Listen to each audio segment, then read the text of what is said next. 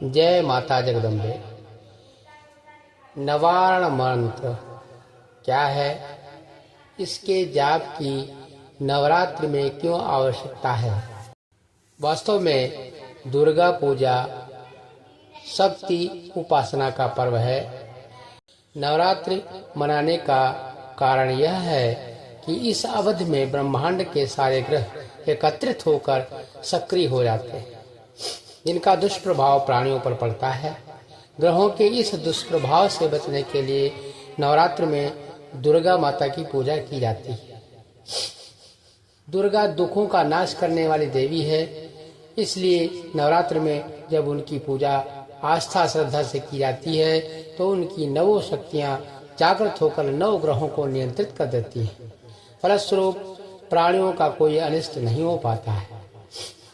दुर्गा की इन नौ शक्तियों को जागृत करने के लिए दुर्गा के नवारण मंत्र का जाप किया जाता है। नौ का अर्थ नौ तथा अर्ण का अर्थ अक्षर होता है, अतः नवारण 9 अक्षरों वाला वह मंत्र नवारण मंत्र कहलाता है। यह मंत्र इस प्रकार से है: ऐं ह्रीं क्लीं चामुंडाय विच्चाय। 9 अक्षरों वाले इस नवारण मंत्र के एक एक अक्षर का संबंध दुर्गा की एक एक शक्ति से है और उस एक एक शक्ति का संबंध एक एक ग्रह से है।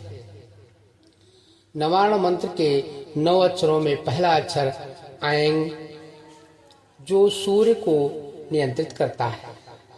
ऐं का संबंध दुर्गा की पहली शक्ति शैलपुत्री से है, जिसकी उपासना प्रथम नवरात्र को ही की जाती है। दूसरा अक्षर ह्रीं, जो चंद्रमा को नियंत्रित करता है। इसका संबंध दुर्गा की दूसरी शक्ति ब्रह्मचारिणी से है, जिसकी पूजा दूसरे नवरात्र को की जाती है।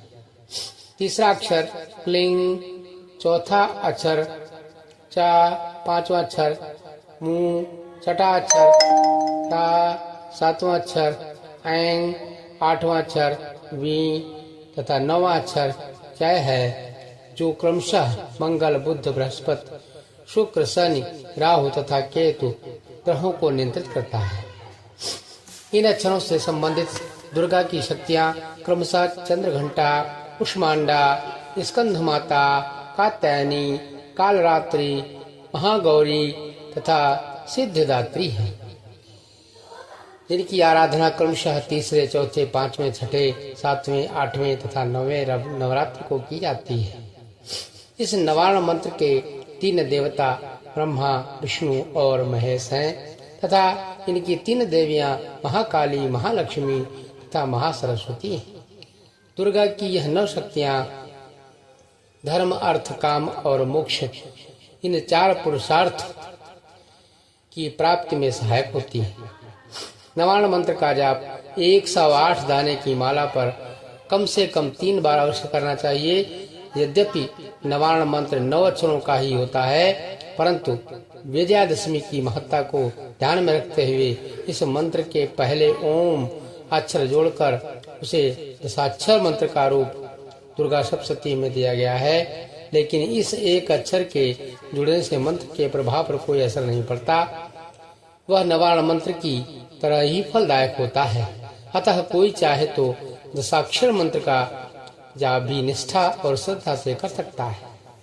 बोल जगदम्बा मैया की जय।